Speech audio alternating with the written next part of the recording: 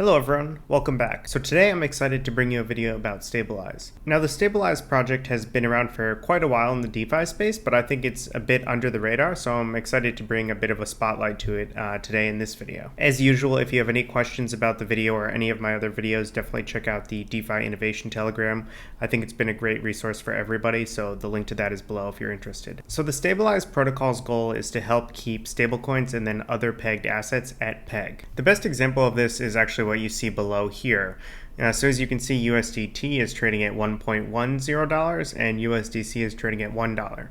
So if you were in a pool that held just USDC and USDT as an example, you would want to trade off your USDT for USDC, and you'd have 1% extra supply of USDC for making that trade. Now, because USDC and USDT are actually worth the same amount, $1, we would expect these price differentials to actually be arbitraged out in the market. Now, that is what Stabilize does. Basically, it allows anyone like you or myself to participate in arbitraging the market and help keep these assets at peg. Now, I will include a link to the official Gitbook docs below, but I want to go through what I think is the most important part and the most important thing you need to know. So as I mentioned, if you deposit into a pool, say that US dollar pool, there's 4 tokens in that pool. You can deposit any token into that pool, but you have to be comfortable receiving any token when you actually withdraw from that pool. So for example, with that US dollar pool, as I mentioned, there's 4 different tokens you could choose to deposit. Now, it doesn't really matter which token you deposit, because when you end up unwrapping and withdrawing tokens, you're going to get the token in that pool with the greatest supply.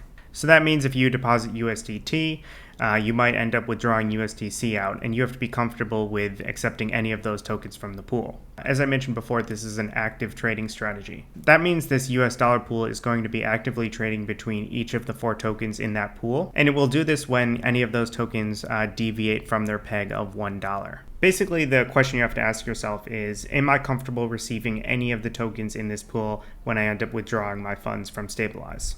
If the answer is yes, then this could be a great strategy for you. And if the answer is no, obviously you might want to look elsewhere or look at a different pool in Stabilize. So there's basically 2 things you have to do to participate in the arbitrage. The first thing you have to do is actually wrap your tokens up into interest-earning Z tokens. So you can see there's a ton of different strategies here that arbitrage different tokens. For this video, I'm just going to focus on the multi-coin wrapper, which focuses on USD denominated assets. Now you can see they do have a BTC synths wrapper, an ETH proxy wrapper, so they do help keep the peg of other assets that aren't just stablecoins. But for the purposes of this video, I think it's just going to be a bit easier to focus on how the strategy works for the US dollar, because the same strategy is pretty much employed for all other tokens. So you can see on this multi-coin wrapper, you can deposit DAI, USDC, USDT, SUSD. So essentially any of these stablecoins can be deposited, and you'll receive that ZSUSD token in exchange for depositing whatever stablecoin you choose. So depositing whatever token you chose to do, say that's DAI, allows your DAI to be changed and exchanged for any of the other tokens in this wrapped set. Now this here is what generates the Arbitrage APY. So you can see here the APY for that arbitrage strategy is about 5%. Now it's important to note that these APYs are basically the APY from the pool's inception to now, and it's the average of that, so this APY obviously could go up or down in the future. Also, these returns are not continuous, meaning they only happen when a transaction is actually made. So if you deposit USDC into the pool and then withdraw it an hour later and no transactions have been made, you won't be receiving any return on your investment. Obviously, the APY you see here is quite low at 5%, but it can be as high as, say, 57% for this ETH proxy wrapper. So that means you could be receiving about 57% or so on just arbitraging between different Ethereum assets. So those returns you saw on the last page were purely the arbitrage returns. The returns you see on this pools page are the arbitrage returns plus the Stabilize emissions rewards. Stabilize is their governance token, and I will get to that in just a minute. But for now, I do want to just finish going over this page here. So you can see here with these boosted rewards that are benefited from Stabilize emissions, that same USD pool actually has an APY of about 27%. So you can see here that 4.8% comes from the arbitrage strategy and the 23.5% comes from Stabilize rewards. Now, what's really helpful about Stabilize and something I greatly appreciate, and it's not done enough in this space, is that they actually differentiate between APR and APY. You can see the asterisk here for APY, and if we go to the bottom of the page, the APY is actually the yearly yield if you manually compound it every week. So this would require a bit of manual monitoring, but it's helpful that they calculate this out for you, and it's just an easier user experience. So just going through this, you can see some of the different returns. Obviously, it's phenomenal to receive about, in this case, 60% APY on ETH. So this is a really cool strategy, and it's exciting that the arbitrage opportunities here are earning so much of a return. Now, one of the new pools they launched is the Ample pool here. This follows a bit different of a strategy, but it's actually returning a really significant APY, which is great to see. I'll include a link to this Medium post that outlines the Ampleforth integration, and I recommend reading that before participating in this strategy.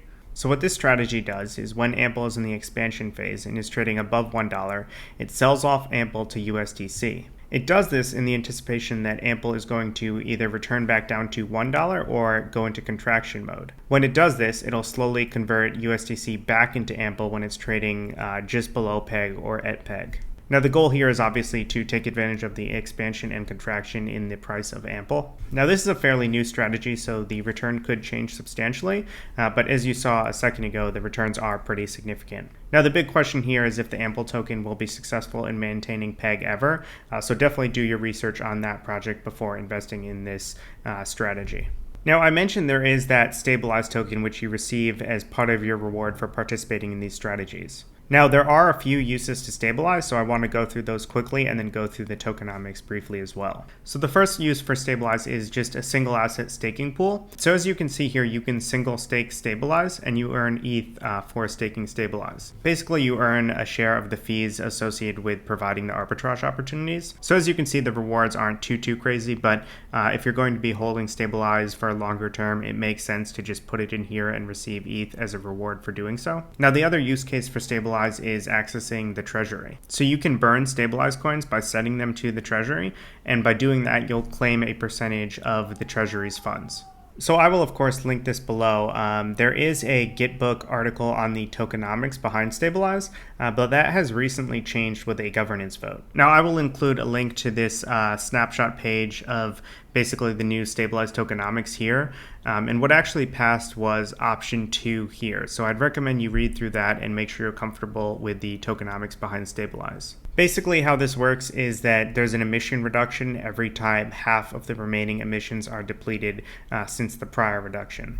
So you can see here the emissions schedule. I'd recommend you go through that. But the short answer here is that Stabilized emissions will decrease over time. Now, I did reach out to their team, and I know they're writing up a new article on the Stabilized tokenomics. So I'll definitely post about that in the innovation chat when it's available. I also want to mention that Badger DAO is integrating with Stabilize. So the DIG token, which is a rebase token pegged to Bitcoin, will be coming to Stabilize in a arbitrage strategy. Now, I expect this will generate a substantial amount of interest in the Stabilize protocol, but we'll see how that plays out, and we'll be following along closely in the innovation chat. Lastly, I do want to highlight that Stabilize has actually launched on Binance Smart Chain, so if you're worried about gas fees on Ethereum, you can interact with Stabilize on BSC. Now, you can see here I have the BSC site pulled up. To do that, you just point your MetaMask to the Binance Smart Chain network as opposed to Ethereum, and you can see the layout is fairly similar, and these strategies are very similar as well. One thing to note here is that there's a different governance token, so STBB governs Stabilize on Binance as opposed to STBZ on Ethereum. Just something to note, but definitely do some research on if you're more bullish on the Ethereum side of the product or the Binance side of the product, because of course, depending on which network you're on, that's the token you're going to be rewarded in. So that's pretty much all I have for you today. I think Stabilize is a great project. I really like what they're doing. I think they're helping the ecosystem in general. If you have any questions, definitely feel free to reach out to the community in the DeFi Innovation Chat. And then, of course, please subscribe if you're interested in seeing more videos. So thank you all so much for watching, and I look forward to catching you all in the next video.